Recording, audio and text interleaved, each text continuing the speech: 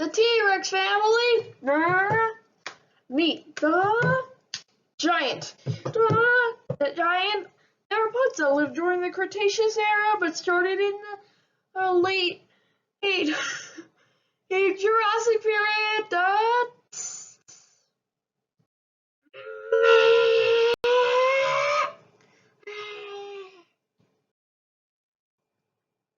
Tyrannosauridae, or Tyrannosaurids, meaning tyrant lizards, were the family that included a T-Rex, Gunlong, Albertosaurus, Tarbosaurus, and many others.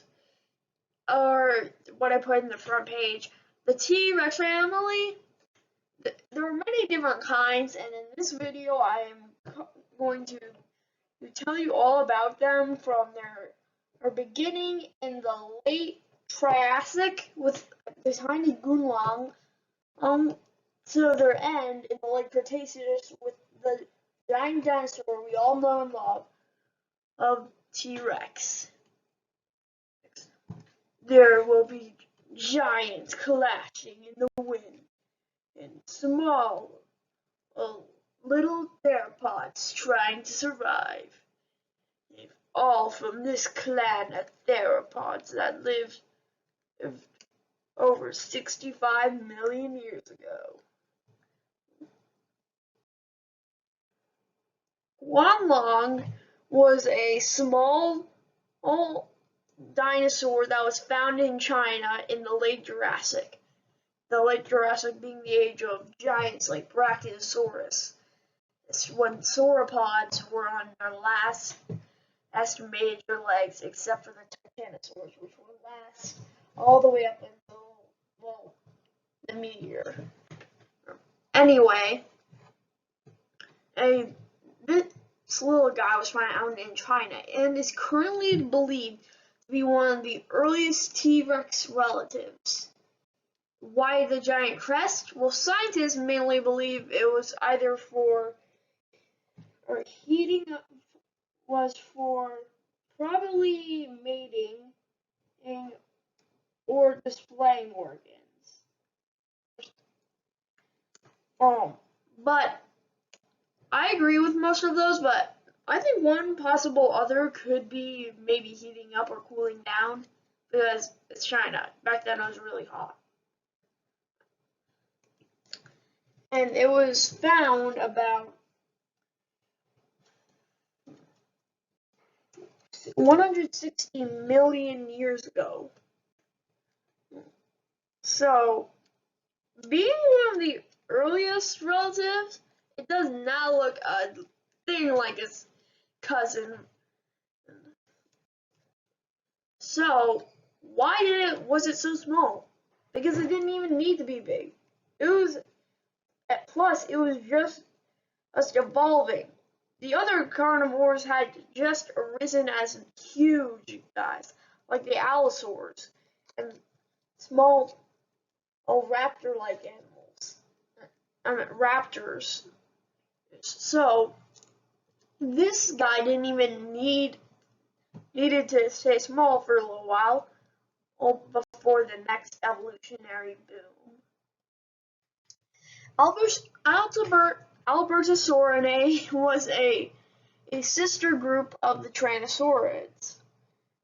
They were a part of Tyrannosauridae, but they were their own sub-branch. And they were basically smaller versions of the big guys like T-Rex, Tarbosaurus, and others. The larger of the debate, it includes two main species, two main genuses, the Albertosaurus and the Gorgosaurus. The Gorgosaurus being the larger. But also there was a Malveosaurus. But that might be a juvenile Tarbosaurus or Tyrannosaurus. The area is they're actually pretty small compared to the Tyrannosaurus, Tyrannosaurinae. Hey, I'm guessing the T-Rex was twice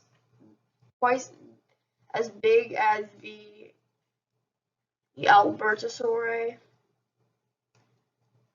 But they were excellent hunters.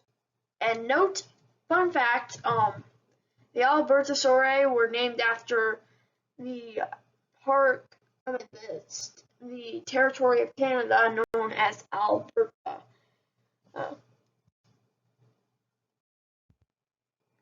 This group of Tyrannosauridae lasted up to 63 million years ago. 68 million years ago. But the earliest appearance of the Albertosauridae was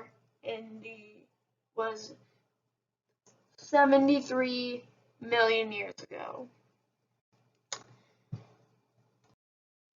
This is just the basic T-Rex family, and I don't need to talk about it this much, but you get the idea what it is. Basically, the basic Tyrannosaurus family, the group of T-Rexes that weren't the Albertosauridae. I'm going to be talking about how the Tyrannosaurus were a little bit. After a little while after T-Rex was discovered, scientists were debating over, was it a carnivore or was it a scavenger? If you are hearing this and you just knew what T-Rex was,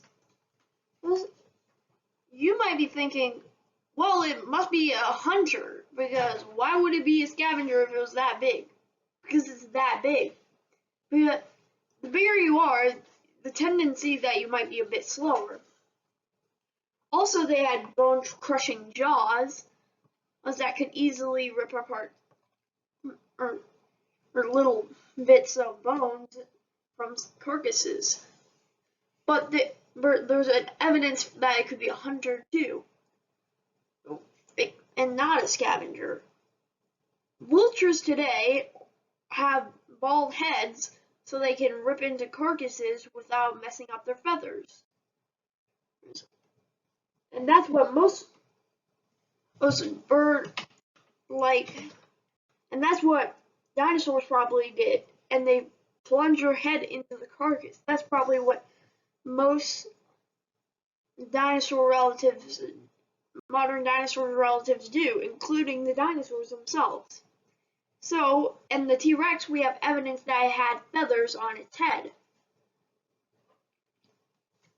So, that gives a reason that it doesn't scavenge, but it probably did sometimes for food.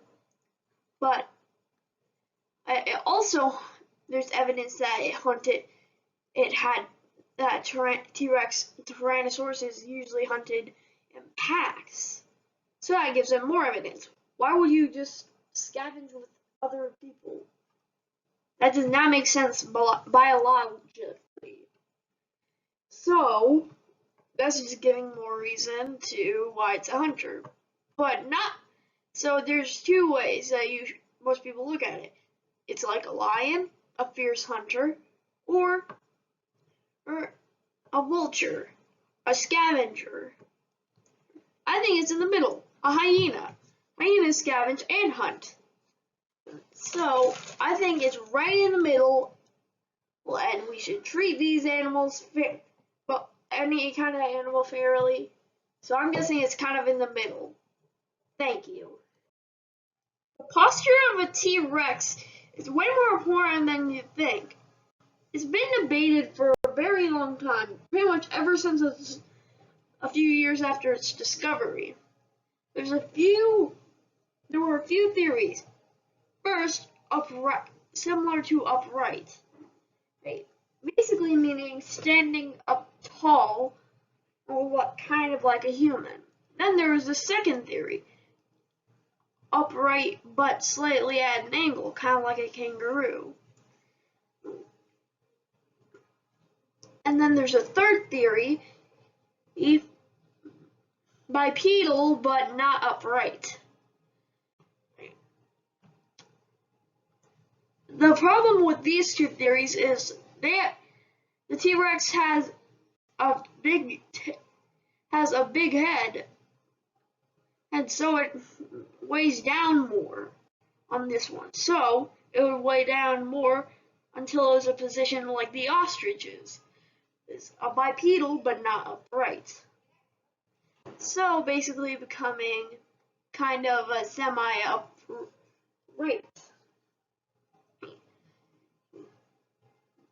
And most scientists today agree that it was bipedal and not upright. Thank you for watching College by a Kid. This was just a quick overview about the Tyrannosaurus today. If you want me to do another video in depth, I will do a part 2 of my T-Rex family video. Thank you for watching.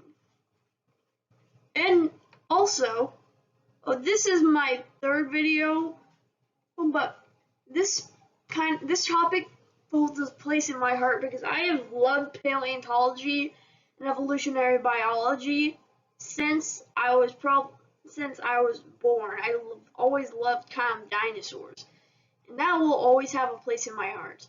Thank you for watching.